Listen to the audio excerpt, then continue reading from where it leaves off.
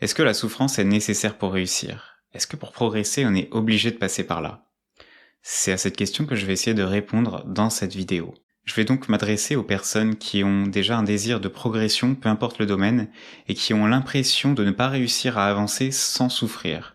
J'espère dans cette vidéo pouvoir te donner de la valeur et un autre angle de vue sur les choses pour que tu puisses te remettre en question et avancer de manière plus limpide et plus agréable dans la vie. La première chose à faire, ça va être de différencier le désagréable de la souffrance.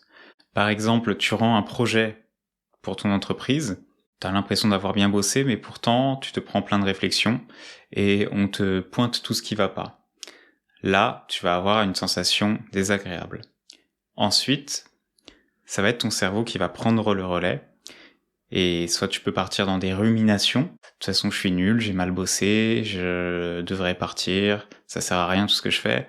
Soit tu peux partir dans une manière de voir les choses plus positives, où tu vas par exemple te remettre en question, tu vas être même heureux de voir que tu peux progresser sur tel point, alors que finalement, si on t'avait pas fait ces remarques, t'aurais pas pu progresser. Donc le désagréable, on peut pas s'en détacher. C'est quelque chose qui est inhérent à la vie. Quoi qu'il arrive, quoi que tu fasses, t'auras toujours des sensations désagréables.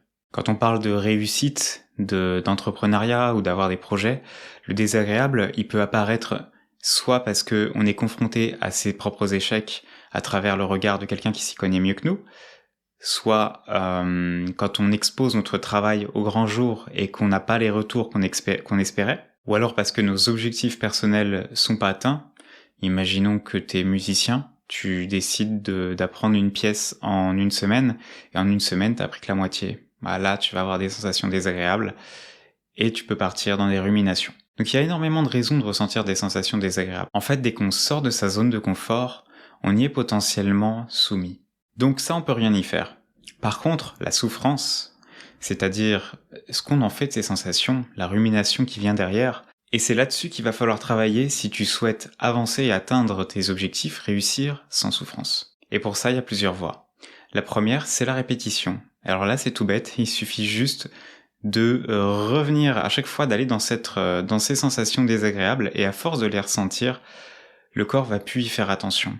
C'est comme pour le sport, tes premières séances en général elles sont difficiles mentalement, physiquement, et plus tu y retournes, et plus ces sensations qui étaient à la base désagréables, tu deviens tolérant à celles-ci, et t'arrives à prendre même du plaisir là-dedans.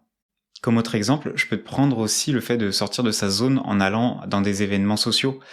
Imaginons que tu ailles tout seul, toute seule à une conférence, à un meeting, ou simplement à un apéro entre entrepreneurs, par exemple. Si tu l'as jamais fait, au début, ça va être désagréable parce que tu es hors de ta zone de confort. Et plus tu le fais, plus tu comprends les mécanismes, plus ton corps est habitué à ça, et moins les sensations désagréables apparaissent.